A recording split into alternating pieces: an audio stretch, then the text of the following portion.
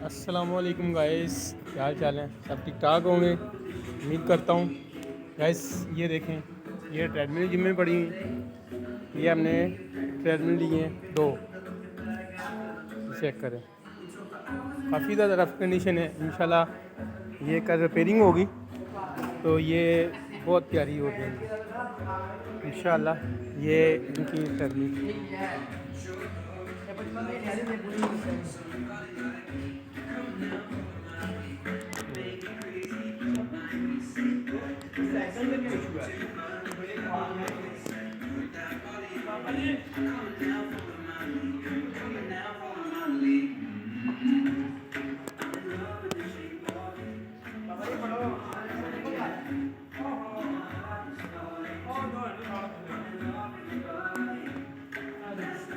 आज इस जिम में आए थे सामान लेने। ये सामान लिया।